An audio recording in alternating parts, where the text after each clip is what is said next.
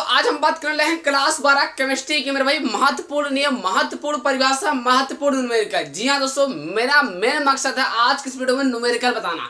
कम से कम 3-4 न्यूमेरिकल तो एक्स्ट्रा आज को बताएंगे। मतलब वीडियो क्लिक किया गया है तो वीडियो को अंत तक देखना, क्योंकि ये वीडियो आज आपके लाइफ भी बता सकती है। मतलब आपके बोर्ड एग्जाम में काफी इंपॉर्टेंट और काफी जरूरी होने वाली। मैं ज्यादा नहीं बताऊंगा, आज आपको महत्वपूर्ण नियम बताऊंगा। मतलब केमिस्ट्री के अंदर कितने नियम हैं उन नियम को तैयार कर लो। 3 ही नियम है, अभी वो भी बताऊंगा आंसर के साथ। वीडियो क्लिक कर रहे हो तो वीडियो को आराम से देखो। मेरे वीडियो में यही खूबी है कि आंसर के साथ वीडियो मिलती है। जी हाँ दोस्तों, ठीक। तो महत्वपूर्ण नियम हो जाएगा अब आज की इस वीडियो में। महत्वपूर्ण परिभाषा बताएंगे और महत्वपूर्ण न्यूमेरिकल बताएंगे, तो बिल्कुल आराम से देखना है। ठीक मेरे भाई, क्या लिखा है? महत्वपूर्ण नियम कम से कम 3 नियम है। पहला नंबर क्या लिखा है? कोलराउस के नियम, आंसर के साथ बताऊंगा पहली बात। ठीक, दूसरा नंबर क्या है? राउट के नियम किससे कहते हैं ये भी परिभाषित कीजिए, इसको आंसर के साथ बताऊंगा। ठीक मेरे भाई, तीसरा नंबर क्या है? हेनरी के नियम, सबसे आसान तरीके से, ये नहीं ज्यादा लंबा बताएंगे, देखो तो पूरा, है ना। फिर क्या लिखा है? महत्वपूर्ण परिभाषा के अंतर्गत ऐसे 5 महत्वपूर्ण परिभाषा है।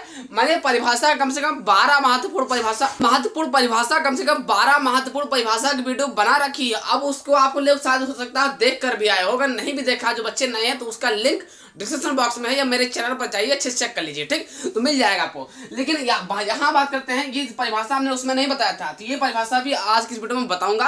पहला परिभाषा क्या है? मानक इलेक्ट्रोड विभव, ये काफी इंपॉर्टेंट है, जिसका नाम नंदन समीकरण, पूरा देखो तो यार। ठीक, दूसरा नंबर क्या है? स्कंदन किसे कहते हैं? परिभाषित कीजिए।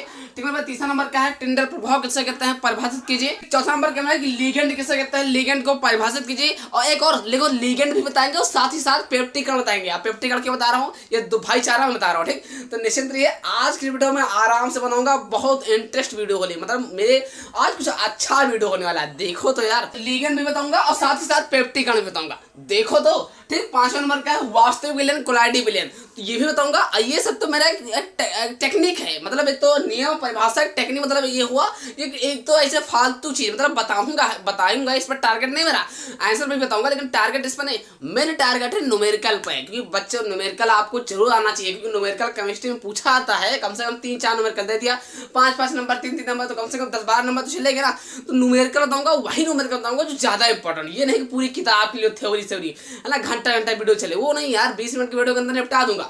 न्यूमेरिकल की वीडियो बताऊंगा, न्यूमेरिकल चलेगा। ठीक, क्या लिखा है? महत्वपूर्ण न्यूमेरिकल चैप्टर 2 से 5 तक। देखिए चैप्टर 1 का न्यूमेरिकल नहीं आता है, आता है बहुविकल्प, मैं किसी दिन बता दूंगा। लेकिन चैप्टर 2 जो बिलियन लेसन है वो न्यूमेरिकल बताऊंगा, वो भी इंपॉर्टेंट कम से कम 3, मतलब कुछ मिला के 4-5 न्यूमेरिकल बताऊंगा। तो चलिए, आई होप समझ के मेरा कहना। तो चलिए मैं बात करने वाला हूँ पहले नंबर आंसर के साथ। और ऐसे इंपॉर्टेंट वीडियो पाने के लिए चैनल को सब्सक्राइब कर लेते तो ये आपके लिए बेहतर और अच्छा होगा यार। कर भी दिया करो ना, क्योंकि देखिए हम मेहनत कर रहे हैं आपके लिए, विदाउट कोई पैसा ले, कुछ भी आपसे ले रहा हूँ नहीं ले रहा हूँ, बस आप लोग का प्यार और सपोर्ट चाहिए। ठीक मेरे भाई, तो अब हम बात कर रहा हूँ पहले नंबर, पहला नियम। जी हाँ दोस्तों, अब हम बात करते हैं महत्वपूर्ण नियम के अंतर्गत पहले नंबर के लिखे हमने। पहले नंबर ये क्या है? कोलराउस नियम। जी हाँ दोस्तों, ये काफी इंपॉर्टेंट, कई बार पूछा जा चुका है बोर्ड एग्जाम के, यूपी है ना, यूपी बोर्ड में। चलिए मैं आंसर बता रहा हूँ। सबसे आसान क्या है? अनंत अनुता पर किसी विद्युत अपघट की मूलज चालकता, उसमें उपस्थित धनायन या ऋणायन अनंत अनुता के मूलज चालकता के योगफल के बराबर होता है, उन्हें हम कोलराउस के नियम कहते हैं। बहुत सिंपल है, देखिए कैसे बोलना है, हमें तो तुरंत याद हो गया। क्या है बोलना है? अनंत अनुता पर किसी विद्युत अपघट की मूलज चालकता, उसमें उपस्थित धनायन या ऋणायन अनंत अनुता के मूलज चालकता के योगफल के बराबर होता है, इन्हें या उन्हें हम कोलराउस का नियम कहते हैं। जी हाँ दोस्तों, बस इतना ही करना है। ठीक, ये रहा कोलराउस का सूत्र, ऐसे लिख देना है, इसे बोलते हैं अनंत, है ना। इसे n प्लस क्या है? n प्लस क्या है? तो धनायन संख्या है, n माइनस क्या है? तो ऋणायन संख्या है। ठीक, ये लिख देना है, इससे पूरा पता चल जाता है कि हाँ बच्चा ने अच्छे से तैयार किया, इसको नंबर दे दो यार। ठीक, ये सब ट्रिक होता है नंबर छीनने का। अनुप्रयोग में कम से कम 2 अनुप्रयोग आपको लिखना होगा, क्योंकि क्वेश्चन इस तरह के पूछा कि कोलराउस का नियम लिखिए तथा इनके कम से कम 2 अनुप्रयोग लिखिए। तो अनुप्रयोग नंबर 1 क्या है? वही अनुप्रयोग याद करो जो सबसे आसान हो। ठीक, क्या याद करना? पहले नंबर अनंत अनुता पर दुर्बल विद्युत अपघट की मूलज चालकता। दूसरा नंबर क्या है? दुर्बल विद्युत अपघटों के वियोजन की मात्रा की गणना। बस यही करना है और इसमें कुछ नहीं करना है। तो करना क्या है? स्क्रीनशॉट। दोस्तों आंसर के साथ ले लिया होगा। अब हम बात करते हैं महत्वपूर्ण नियम के अंतर्गत दूसरा नंबर। ऐसे इंपॉर्टेंट वीडियो चाहते हो कि हमें मिलता रहे तो चैनल को सब्सक्राइब कर लो, ये आपके लिए अच्छा होगा। ठीक, चलिए मैं बात कर रहा हूँ दूसरा नंबर। अब हम बात करते हैं महत्वपूर्ण नियम के अंतर्गत दूसरा नंबर के में। दूसरा नंबर लिखा है राउल्ट की नियम। जी हाँ दोस्तों, ये भी काफी इंपॉर्टेंट। देखिए आपको ज्यादा लंबा नहीं याद करना है, आसान से आसान याद करना है। ठीक, राउल्ट की नियम कैसे याद करना है चलिए देखते हैं। लिखना क्या है? किसी निश्चित ताप पर द्रव विलयन में उपस्थित किसी घटक का आंशिक वाष्प दाब उस घटक के मूल प्रवाह के समानुपाती होता है। इसे हम हम राउल्ट का नियम कहते हैं। बस इतना ही करना है। सूत्र क्या हो जाएगा, P बराबर P not A x A plus P not P x B. इतना आपको कर देना है। इसमें आप देखिए, इसे राउल्ट के नियम कई प्रकार लिखा जाता है, कई प्रकार से भी याद किया जाता है। ये हमने बहुत शॉर्ट कर आसान तरीके से बताया। अच्छा हो तो भाई दो पन्ना याद कर लो। अगर आपकी कैपेसिटी दिमाग का है तो याद कर सकते हो। मेरे ख्याल से यही याद करो। 3 नंबर का क्वेश्चन है, ये भी इंपॉर्टेंट है। जी हाँ दोस्तों, ऐसे ही याद करना है। ठीक, फिर लिखना क्या है, राउल्ट के नियम की सीमाएं। जब तक अगर आप नहीं लिखते हो तब नंबर नहीं मिलेगा। क्वेश्चन आपका इस तरीके से पूछाएगा कि राउल्ट के नियम लिखिए तथा इनकी सीमाएं लिखिए। अगर आप सीमाएं नहीं लिखते हो तो नंबर बिल्कुल नहीं मिलेगा। सीमाएं जरूर लिखना है, कम से कम 2 सीमाएं, आसान। ठीक, तो पहला नंबर क्या है कि यह नियम केवल अतितनु विलयनों पर कार्य करता है। दूसरा नंबर क्या है, एनटीपी पर दोनों घटक आवाजशील होना चाहिए। अब रही बात, कोई पूछ लेगा कि सर एनटीपी किसे कहते हैं, फुल फॉर्म बताइए, तो सुन लीजिए, नेचुरल टेम्परेचर प्रेशर। लिख लो नेचुरल टेम्परेचर प्रेशर। अब रही बात कि हिंदी में क्या बोलते हैं, तो नेचुरल को बोलते हैं सामान्य, है ना। टेम्परेचर मतलब वही ताप और प्रेशर मतलब दाब, सामान्य ताप दाब। मैंने हिंदी इंग्लिश दोनों बता दिया, इससे आसान कहीं मिलेगा नहीं। इतना बढ़िया बताता हूँ यार। तो करना क्या है, स्क्रीनशॉट। मेरे भाई ये राउल्ट के नियम भी तैयार कर लेना है। अब हम बात करने लगे हेनरी के नियम, लेकिन उससे पहले स्क्रीनशॉट। दोस्तों आप इसके साथ ले लिया होगा। अब हम बात करते हैं तीसरा नंबर। तो अब हम बात करते हैं तीसरा नंबर क्या है। तीसरा नंबर लिखा कि हेनरी के नियम। हेनरी के नियम भी इंपॉर्टेंट है, 3 नंबर का क्वेश्चन है। ठीक, तो नियम के अंतर्गत है चांसेस पाई जाती है। तो इसका आंसर क्या हो जाएगा, इस नियम के अनुसार स्थिर ताप पर, क्या बोला, इस नियम के अनुसार स्थिर ताप पर किसी गैस की द्रव में विलेयता गैस के दाब के समानुपाती होता है। इससे हम हेनरी के नियम कहते हैं। ठीक, मैंने क्या बोला, इस नियम के अनुसार स्थिर ताप पर किसी गैस के द्रव में विलेयता गैस के दाब के समानुपाती होता है। इससे हम हेनरी के नियम कहते हैं।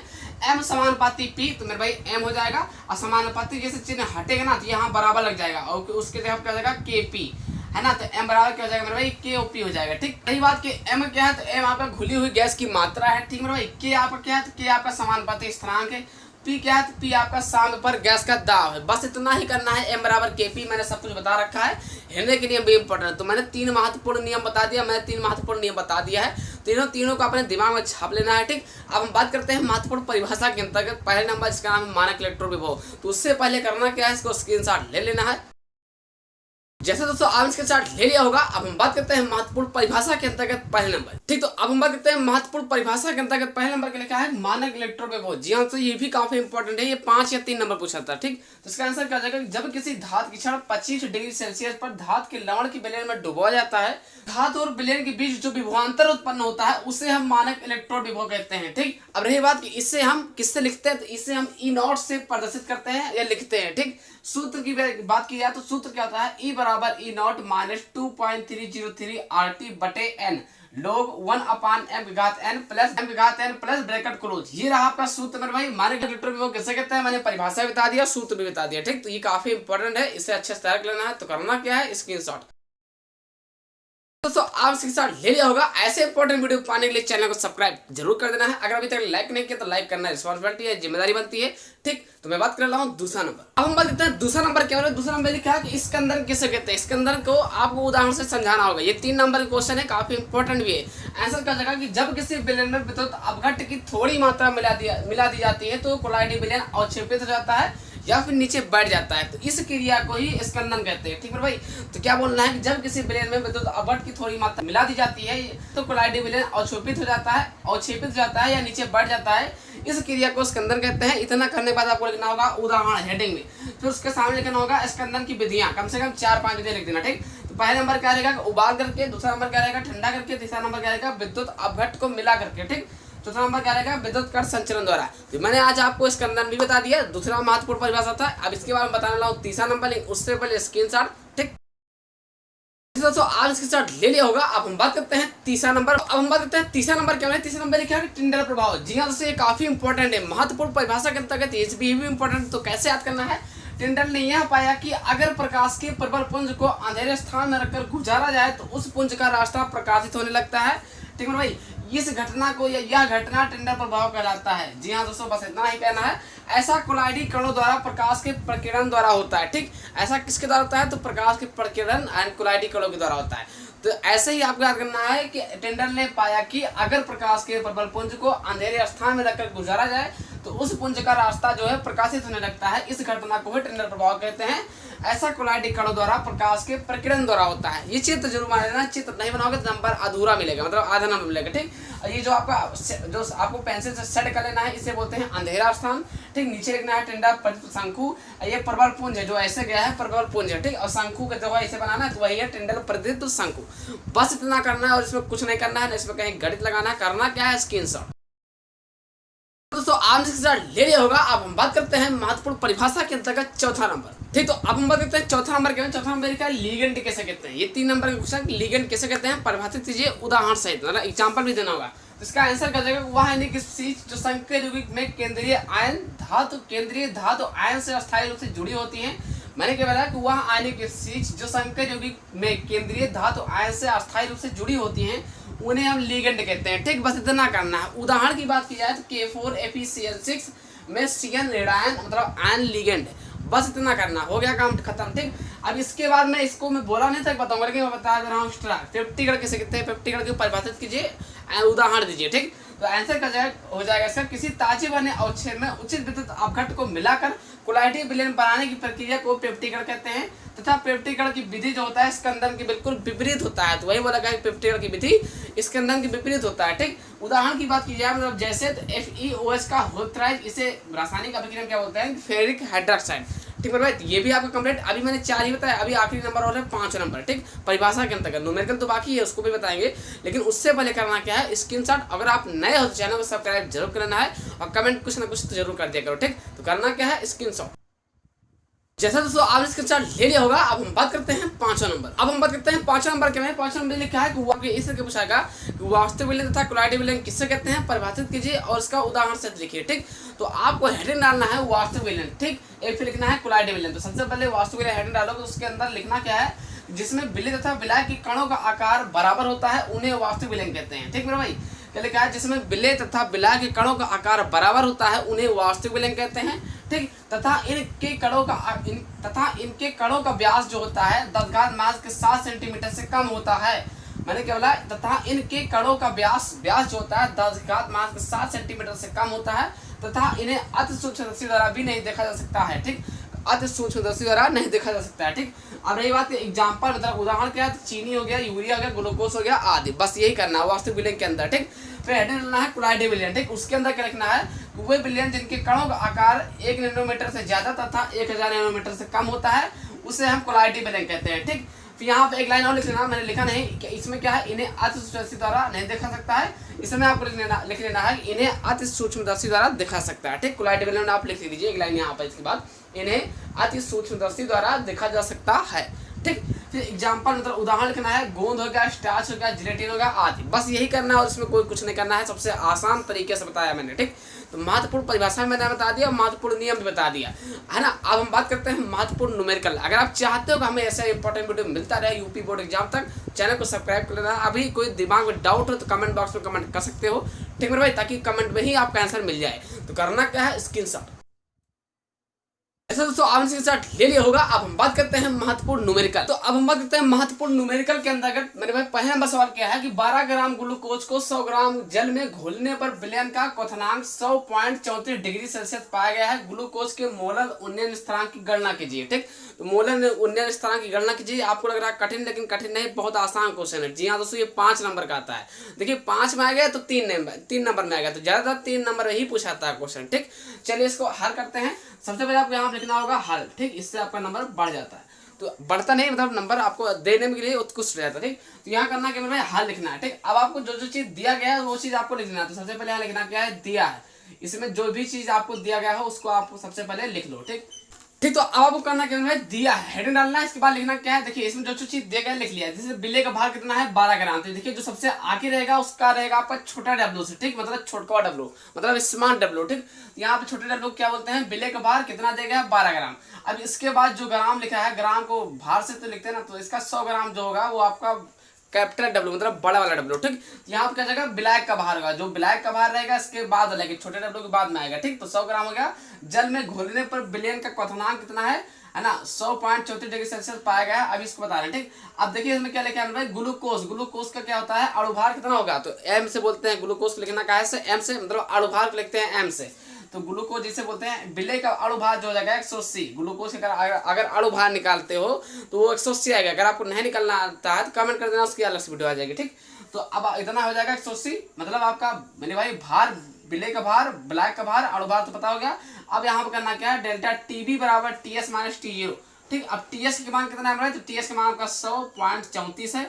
ठीक, माइनस टी0 का मान कितना है 100, जो आगे रहेगा वो टी0 का मान है। ठीक, तो यहाँ घटा दिया, कितना आ जाएगा मेरे पास 0.34 डिग्री सेल्सियस। ठीक, ये किसका मान है, डेल्टा टीबी का मान है। ठीक, अब इसका एक सूत्र होता है, सूत्र पर सब कुछ रख देना है, बस साफ साफ आंसर। तो चलिए सूत्र को बताता हूँ। अब आपका ये रहा सूत्र, किसका सूत्र है, तो मोलर उन्नयन स्थिरांक सूत्र। अगर कोई पूछता है कि मोलर उन्नयन स्थिरांक सूत्र बताइए, तो आपको बोलना क्या है, केबी बराबर डेल्टा टीबी गुणे कैपिटल एम गुणे, है ना, मतलब इस कैपिटल डब्ल्यू बटे 1000 गुणे स्मॉल डब्ल्यू। ठीक, तो ये किसका रहा, मोलर उन्नयन स्थिरांक का, है ना। ठीक है भाई, तो अब इन सब मान को इसी में लिख देना है। जैसे केबी का मान तो पता नहीं, ये निकालना है। ठीक, अब देखिए डेल्टा टीबी का मान कितना है, डेल्टा टीबी का मान है 0.34 डिग्री। ठीक, गुणे कर दिया, एम का मान, कैपिटल एम का मान कितना है भाई, तो कैपिटल एम का मान है 180।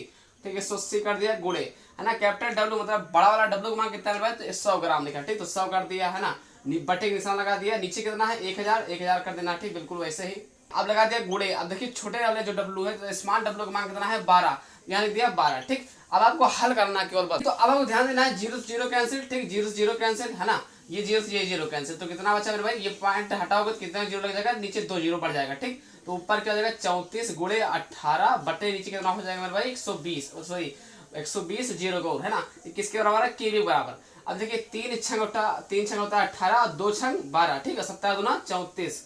ठीक है भाई, तो यहाँ क्या हो जाएगा, केबी बराबर क्या जाएगा 17 हो जाएगा 51, और नीचे कितना हो जाएगा मेरे भाई 100 हो जाएगा। ठीक, अब आपको करना क्या है, अभी आपको ध्यान देना है, केबी बराबर कितना हो जाएगा, केबी बराबर हो जाएगा 0.51। ठीक, तो यही आपका रहा आंसर, बस इतना ही करना था, सिंपल क्वेश्चन है। ठीक, तो चलिए मैं बात कर रहा हूँ दूसरा नंबर, उससे पहले स्क्रीनशॉट।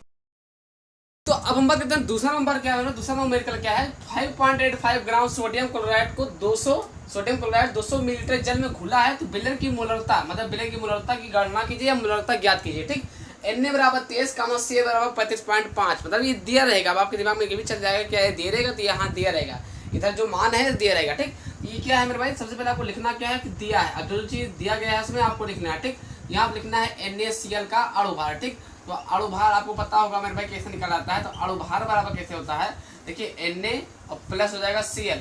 ठीक, Na का मान कितना है 23 प्लस Cl का मान कितना है 35.5। ठीक, अगर आप जोड़ते हो तो 5 3 8 3 2 5 मतलब 58.5। ठीक, तो अब आपको ध्यान देना है कि विलेय का भार, मतलब NaCl का जो भार है वो कितना दिया गया है, तो सबसे पहले वाला जो क्या होता है विलेय का भार होता है 5.85 ग्राम। ठीक, अब आपको देना है ब्लैक का भार कितना है, ब्लैक का भार कितना है 200 है। ठीक, अब ये सूत्र होता है मोलरता सूत्र क्या होता है, विलेय का भार बटे विलेय का अणु भार गुणे 1000 बटे आयतन। ठीक है भाई, अब आपको देखना है कि विलेय का भार कितना है, तो विलेय का भार है 5.85। ठीक, बटे कर दिया, विलेय का अणु भार कितना है, ये आपका अणु भार तो कितना हो जाएगा है 58.5 गुणे 1000 हो जाएगा यहाँ पर। ठीक, बटे आयतन कितना है भाई, तो आयतन आपका ये 200 है। ठीक, ये चीज आपको ध्यान देना है। आपका 0 0 कैंसिल, 0 0 कैंसिल। ठीक, है ना, और भाई ये पॉइंट अगर हटाते हैं तो कितना 0 हो जाएगा, नीचे 2 0 हो जाएगा। ठीक, ये पॉइंट हटाओगे कितना 0 हो जाएगा, 1 0 हो जाएगा। तो ये 0 कैंसिल, 1 0 से 0 कैंसिल, है ना, 1 से 1 कैंसिल हो जाएगा भाई, है ना। मोलरता बराबर कितना आ जाएगा, यहाँ ध्यान से देना है, मोलरता बराबर, है ना। देखिए सब कट गया, तो ऊपर क्या बचा 1 और नीचे क्या बचा 2, ये वाला 2 बचा नहीं, तो अगर आप भाग करते हो 0.5, यही आपका आंसर। ठीक, तो मोलरता कितना आया 0.5। तो मेरे भाई दूसरा नंबर भी कंप्लीट। अब हम बात करते हैं तीसरा। हम बात करते हैं तीसरा नंबर क्या सवाल है। तीसरा नंबर सवाल ये लिखा है कि निम्नलिखित शरीर की विद्युत बल की गणना कीजिए। ठीक, ये Cu बटे Cu डबल पॉजिटिव 1m, ये आपका जो ऐसे जैसा भी है वैसे लिखा नहीं दो, इसमें मैं मत पढ़ना। ठीक, यहाँ से डायरेक्ट पढ़िए, दिया है ये क्वेश्चन ही है अभी।